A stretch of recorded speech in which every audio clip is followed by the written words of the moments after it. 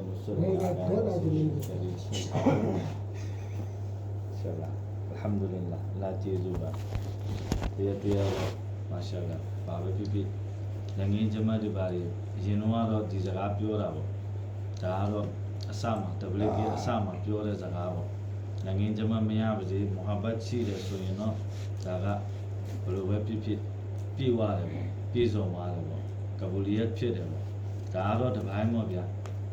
ဒါကတော့တစ်ပိုင်းသူကတော့တစိမ့်တဒေတာပေါ့ဒီစကားအပြည့်တော့မဟုတ်ဒီစကားကိုပဲမှတ်ထားပြီးတော့ပခုံးဖက်လက်ဖေးတိုက်ကော်ဖီမစ်ဖြော်တိုက်ဆလိပ်ပေးကွန်ပေးနဲ့ဒိုဂျမတ်မွာဘတ်ရှိတဲ့အောင်မြင်တဲ့ဂျမတ်ဆိုပြီးပစ်ကနစ်ဖြစ်နေလို့တော့မရပြန်အဲ့တော့နှစ်ခုလုံးရှိရမယ်မုဟာဘတ်လည်းရှိရမယ်အီတောအတ်လည်းရှိရမယ်မုဟာဘတ်လည်းရှိရမယ်အစ္စတီမာယတ်လည်းရှိရမယ်အကုန်ကဏ္ဍအစုံမှာကျွန်တော်တို့ရှိနေဖို့အရေးကြီးတယ်နော်အဲ့တော့တော်များများကဒါဝတ်မှာစကားပြောတဲ့အချိန်တွေ guest တွေမှာစုံရတယ်ဒါဝတ်နဲ့စိန်ကားနေတဲ့ဆိုတဲ့လူတွေကဒီကောင်တွေကွာကာဖေတွေကိုဒါဝတ်သွားပေးပါလားကာဖေတွေကိုဒါဝတ်သွားပေးပါလားတချို့တွေကအဲ့ဒီ mindset တွေဝင်သွားတယ်တချို့တွေကပြောတယ်ဆာဘာတွေကဂျီဟတ်လုပ်ခဲ့တာမင်းတို့ကအထုတ်ထမ်းပြီးတွားပြီးတော့ဒီလောက်နဲ့ပဲပြီးသွားမလားဒီလိုမျိုးရှိုက်တန်ကအသွေးဆိုးတွေမဟုတ်မကတ်တွေမဟုတ်မဟတ်တွေမဟုတ်မကတ်တွေခေါင်းထဲမှာဝင်လာအောင်ဆိုပြီးတော့လှုပ်ဆော်အဲ့ဒီချိန်ကျရင်အလုပ်ထဲမှာရှိနေတဲ့ just bar တွေကျသွားရော့သွားဒီလားအေးဟုတ်တာပဲကွာဆာဘာတွေကကာဖေတွေဒါဝတ်ပေးခဲ့တာငါတို့ကဘယ်လိုဖြစ်တာလဲနော်အကွက်ပေါင်းစုံနဲ့တော့ရှိုက်တန်ကကျွန်တော်တို့ဂိုးသွင်းမှာကျွန်တော်တို့ကတော့ရှိုက်တန်သွင်းတဲ့ဂိုးမဝင်အောင်ကဖို့တော့ကတော့ကျွန်တော်တို့တာဝန်ပဲအဲ့တော့ကာဒီဇာဟီဆပ်ရာဟ်မတူလာအလိုင်မောလာအီလီယာဆပ်ရာဟ်မတူလာအလိုင်ရခိကအာလင်ဂျိုမောပေါ့ပညာရှင်ကြီးကအမေရှိတယ်ဒီသူတော်စင်ကြီးကိုလူတယောက်ကပြောတယ်ခင်ဗျားတို့ကျွန်တော်တို့ဘာလို့ဒုက္ခလာပေးနေတာလဲဗျာတဲ့ကာဖီတွေဒီလောက်တပုံကြီးဆာဘာတွေကကာဖီတွေကိုဒါဝတ်ပေးခဲ့တာခင်ဗျားတို့ကာဖီတွေကိုဒါဝတ်တော့ပေးပါလားကျွန်တော်တို့ဘာလို့ဒါဝတ်လာပေးနေတာလဲ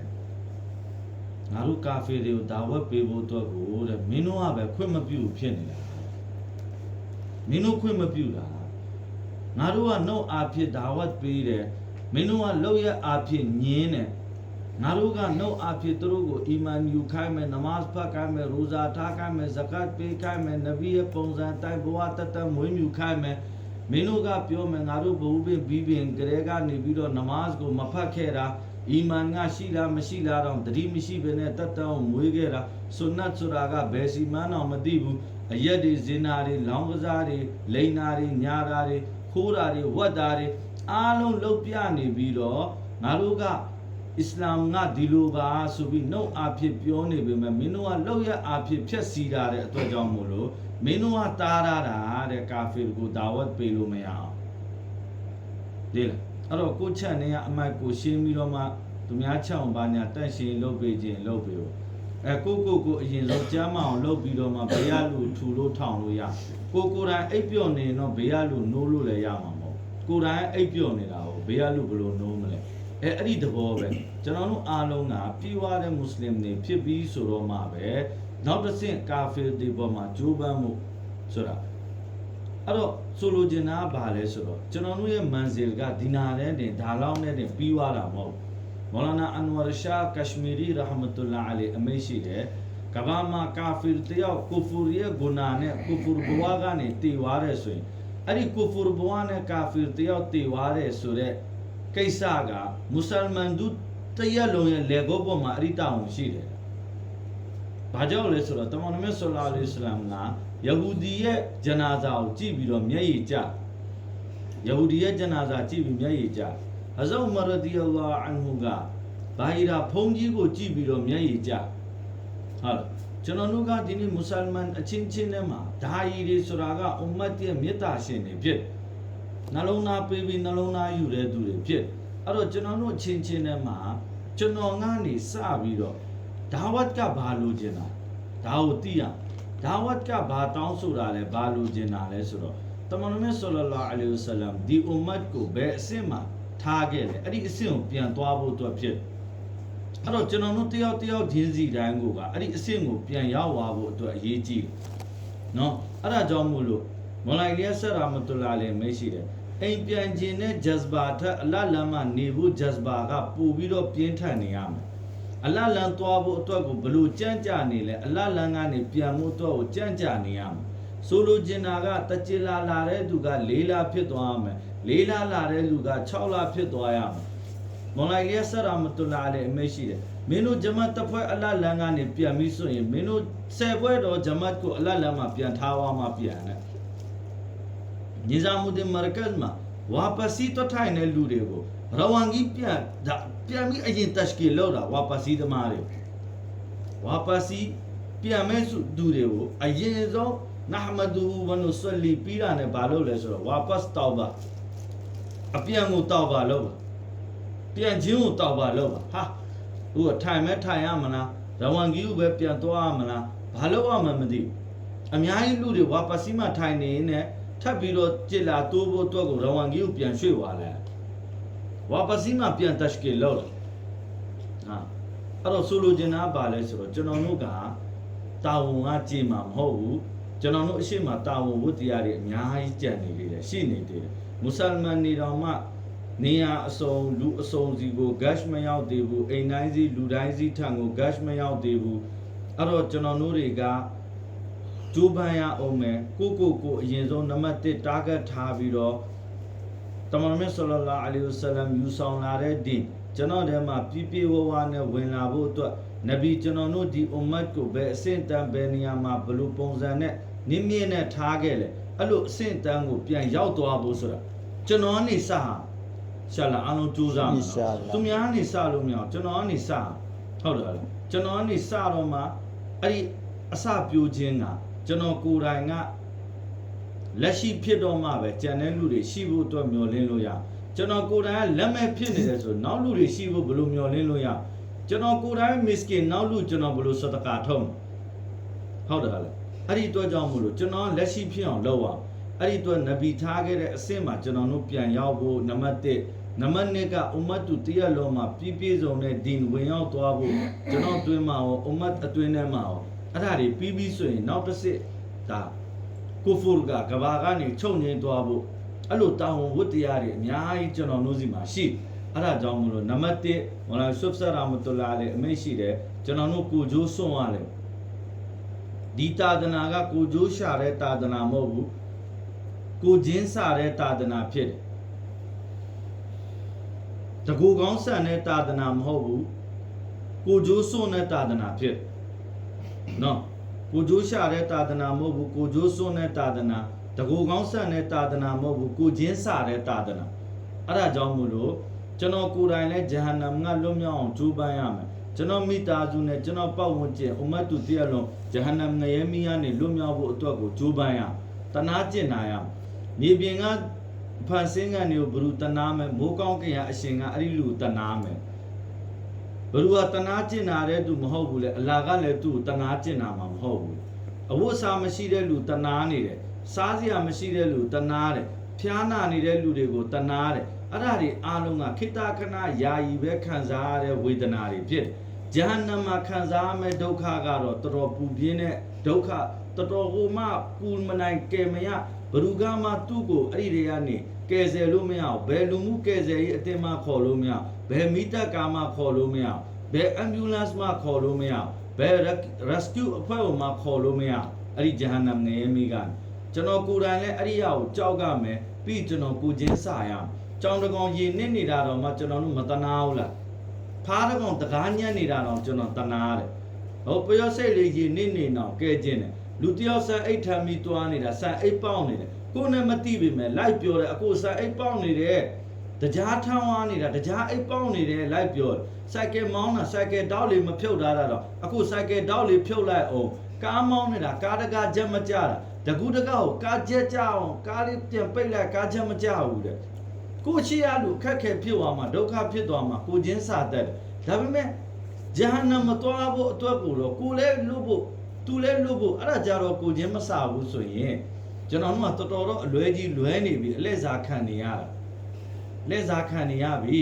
နော်အဲ့ဒီအတွက်ကြောင့်မလို့ကိုလည်းအဲ့ဒီကနေလွတ်ကမယ်ဥမတ်လည်းအဲ့ဒီကနေလွတ်ကမယ်အင်ရှာအလ္လာအဲ့ဒီအတွက်ကိုကျွန်တော်တို့ညမှာထပြီးအလားစီမှာငိုမယ်ကျွန်တော်တို့ရဲ့နှလုံးသားထဲမှာနူရာနီယတ်တွေအပြည့်ဖြစ်ဖို့အတွက်ကို တင်းတက်ဗီကိုကျွန်တော်တို့ပြန်ပြီးတော့ match ကလောက်ရလေတင်းတက်ဗီနော်တင်းတက်ဗီ match ကလောက်ရမယ်အဲကြောင့်မလားဆုဖ်ဆာရာမတူလာလေအချက်၃ချက်ပြောတယ်နံပါတ်1ကခဏပြောတယ်ကိုဂျိုးစွန်ဂျန်မာလ်ကိုရင်းပြီးတော့ကိုဂျိုးစွန်ရမယ်နံပါတ်2ချက်က အီတွာအတ်လောက်ရမယ်နံပါတ်3ချက်ကကျွန်တော်ကကူရ်ဘာနီပေးရမယ်ဒါဝတ်မှာရောအီဘာဒတ်မှာရောအီဘာဒတ်မှာမူဂျာဟာဒါဒါဝတ်မှာကူရ်ဘာနီအဲ့ဒီနှစ်ခုကကဘာရဲ့ကာယနာနိဇမ်အားလုံးကိုလှုပ်ခတ်လို့ရတဲ့အာမန်ဖြစ်တယ်နော်အီဘာဒတ်မှာကတော့မူဂျာဟာဒါပါမယ်ဒါဝတ်မှာကတော့ကူရ်ဘာနီပါမယ်အဲ့ဒါဒီအားလုံးဒီအလာကျင့်ဖို့အတွက်ဆိုပြီးတော့ကျွန်တော်နှလုံးသားဖြူဖြူစင်စင်တက်တက်ပြပြတက်တက်ရှိရှိနဲ့နော်အယူဆွဲကင်းပြီးတော့အလာအတွက်ပဲတည်တံ့ဖြစ်ရရှာလာအားလုံးကြိုးစားကြမှာနော်ရှာလာကျွန်တော်တို့အားလုံးအောင်အလာရှိအာမလီတောဖစ်ချီမြတ်တော်မူပါစေအာမင်မနကြရင်နော်3နာရီ45မှာရှာလာနော်လို့လိုက်ဖို့မိတ်ဆွေတွေတော့အမြင်နိုးနေကြပါပဲဟုတ်တတိထားပြီးတော့ဘုရားလို့ဆိုရတာရှာလာအလ်ဟမ်ဒူလ illah လာကျေးဇူးပါတရားမာရှာလာဘာပဲဖြစ်ဖြစ်ငင်းကျမတွေပါလေအရင်တော့ဒီစကားပြောတာပေါ့ဒါကတော့အစမှာ WK အစမှာပြောတဲ့စကားပေါ့ငင်းကျမမရပါစေမုဟာဘတ်ရှိတယ်ဆိုရင်တော့ဒါကဘယ်လိုပဲဖြစ်ဖြစ်ပြေဝတယ်ပေါ့ပြေဆုံးသွားတယ်ပေါ့ကဘူလီယတ်ဖြစ်တယ်ပေါ့ဒါကတော့တပိုင်းပေါ့ဗျာဒါကတော့တပိုင်းသူကတော့တစိမ့်တဒေတာပေါ့ဒီစကားအပြည့်တော့မဟုတ်ဒီစကားကိုပဲမှတ်ထားပြီးတော့ပခုံးဖက်လက်ဖေးတိုက်ကော်ဖီမစ်ဖြော်တိုက်ဆလိပ်ပေးကွန်ပေးနဲ့ဒိုဂျမတ်မွာဘတ်ရှိတဲ့အောင်မြင်တဲ့ဂျမတ်ဆိုပြီးပစ်ကနစ်ဖြစ်နေလို့တော့မရပြန်အဲ့တော့နှစ်ခုလုံးရှိရမယ်မုဟာဘတ်လည်းရှိရမယ်အီတောအတ်လည်းရှိရမယ်မုဟာဘတ်လည်းရှိရမယ်အစ္စတီမာယတ်လည်းရှိရမယ်အကုန်ကဏ္ဍအစုံမှာကျွန်တော်တို့ရှိနေဖို့အရေးကြီးတယ်နော်အဲ့တော့တော်များများကဒါဝတ်မှာစကားပြောတဲ့အချိန်တွေ guest တွေမှာစုံရတယ်ဒါဝတ်နဲ့စိန်ကားနေတဲ့ဆိုတဲ့လူတွေကဒီကောင်တွေကွာကာဖေတွေကိုဒါဝတ်သွားပေးပါလားကာဖေတွေကိုဒါဝတ်သွားပေးပါလားတချို့တွေကအဲ့ဒီ mindset တွေဝင်သွားတယ်တချို့တွေကပြောတယ်ဆာဘာတွေကဂျီဟာဒ်လုပ်ခဲ့တာမင်းတို့ကအထုတ်ထမ်းပြီးတွားပြီးတော့ဒီလောက်နဲ့ပဲပြီးသွားမလားဒီလိုမျိုးရှိုက်တန်ကအသွေးဆိုးတွေမဟုတ်မကတ်တွေမဟုတ်မဟတ်တွေမဟုတ်မကတ်တွေခေါင်းထဲမှာဝင်လာအောင်ဆိုပြီးတော့လှုပ်ဆော်အဲ့ဒီချိန်ကျရင်အလုပ်ထဲမှာရှိနေတဲ့ jazba တွေကျသွားရော့သွားတယ် အေးဟုတ်တာပဲကွာဆွာဘာတွေကကာဖေတွေဒါဝတ်ပေးခဲ့တာငါတို့ကခုဘလို့ဖြစ်တာလဲနော်အကွက်ပေါင်းစုံနဲ့တော့ရှိုက်တန်ကကျွန်တော်တို့ဂိုးသွင်းမှာကျွန်တော်တို့ကတော့ရှိုက်တန်သွင်းတဲ့ဂိုးမဝင်အောင်ကာဖို့တော့ကတော့ကျွန်တော်တို့တာဝန်ပဲအဲ့တော့ကာဒီဇာဟီဘ်ဆပ်ရာဟ်မတူလာအလိုင်မောလာအီလီယာဆပ်ရာဟ်မတူလာအလိုင်ရခိကအာလင်ဂျိုမောပေါ့ပညာရှင်ကြီးကအမေရှိတယ်ဒီသူတော်စင်ကြီးကိုလူတယောက်ကပြောတယ်ခင်ဗျားတို့ကျွန်တော်တို့ဘာလို့ဒုက္ခလာပေးနေတာလဲဗျာတဲ့ကာဖေတွေဒီလောက်တပုံကြီးဆွာဘာတွေကကာဖေတွေကိုဒါဝတ်ပေးခဲ့တာခင်ဗျားတို့ကာဖေတွေကိုဒါဝတ်တော့ပေးပါလားကျွန်တော်တို့ဘာလို့ဒါဝတ်လာပေးနေတာလဲငါတို့ကာဖေတွေကိုဒါဝတ်ပေးဖို့တော့ကိုတဲ့မင်းတို့ကပဲခွင့်မပြုဖြစ်နေတာမင်းတို့ခွင့်မပြုတာငါတို့ကနှုတ်အားဖြင့်ဒါဝတ်ပေးတယ်မင်းတို့ကလောက်ရအားဖြင့်ညင်းတယ်ငါတို့ကနှုတ်အားဖြင့်သူတို့ကိုအီမန်ယူခိုင်းမယ်နမတ်ဖတ်ခိုင်းမယ်ရိုဇာထားခိုင်းမယ်ဇကတ်ပေးခိုင်းမယ်နဗီရဲ့ပုံစံတိုင်းဘဝတတ်မွေးမြူခိုင်းမယ်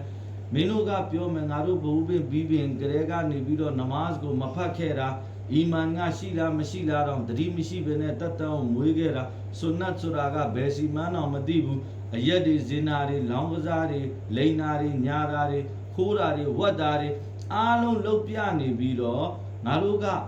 အစ္စလာမ်ကဒီလိုပါဆိုပြီးနှုတ်အားဖြင့်ပြောနေပေမဲ့မင်းတို့ကလောက်ရအားဖြင့်ဖြက်စီတာတဲ့အတွက်ကြောင့်မို့လို့မင်းတို့ကတားရတာတဲ့ကာဖီကိုဒါဝတ်ပေးလို့မရအောင်ဒီလားအဲ့တော့ကိုချက်နေကအမိုက်ကိုရှင်းပြီးတော့မှသူများချက်အောင်ပါညာတက်ရှင်လုပ်ပေးခြင်းလုပ်ပေးဖို့ကိုအရင်ဆုံးကျမ်းမအောင်လုပ်ပြီးတော့မှဘေးရလူထူလို့ထောင်လို့ရကိုယ်တိုင်အိပ်ပျော်နေတော့ဘေးရလူနိုးလို့လည်းရမှာမဟုတ်ကိုယ်တိုင်အိပ်ပျော်နေတာကိုဘေးရလူဘယ်လိုနိုးမလဲအဲ့ဒီသဘောပဲကျွန်တော်တို့အားလုံးကပြေးွားတဲ့မွတ်စလင်တွေဖြစ်ပြီးဆိုတော့မှပဲနောက်တစ်ဆင့်ကာဖီတွေပေါ်မှာဂျိုးပန်းမှုဆိုတာ အဲ့တော့ဆိုလိုချင်တာကဘာလဲဆိုတော့ကျွန်တော်တို့ရဲ့မန်ဇီလ်ကဒီနာနဲ့တင်ဒါလောက်နဲ့တင်ပြီးသွားတာမဟုတ်မော်လာနာအန်ဝါရှာကက်ရှမီရီရာဟမတူလာအလီအမေရှိတယ်ကဘာမှာကာဖီတယောက်ကိုဖူရီရဲ့ဂုနာနဲ့ကိုဖူဘဝကနေတည်သွားတယ်ဆိုရင်အဲ့ဒီကိုဖူဘဝနဲ့ကာဖီတယောက်တည်သွားတယ်ဆိုတဲ့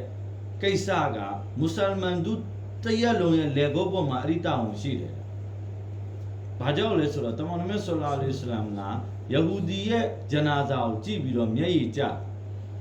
ယဟူဒီရဲ့ဂျနာဇာကြည့်ပြီးမျက်ရည်ကျဟဇ်ဥမာရဒီအလ္လာဟ်အန်ဟူကဘာဟီရာဖုန်းကြီးကိုကြည့်ပြီးတော့မျက်ရည်ကျဟုတ်လားကျွန်တော်တို့ကဒီနေ့မွတ်စလမန်အချင်းချင်းနဲ့မှာဒါဟီတွေဆိုတာကအွမ်မတ်ရဲ့မေတ္တာရှင်တွေဖြစ်နှလုံးသားပေးပြီးနှလုံးသားယူတဲ့သူတွေဖြစ်အဲ့တော့ကျွန်တော်တို့ချင်းချင်းနဲ့မှာ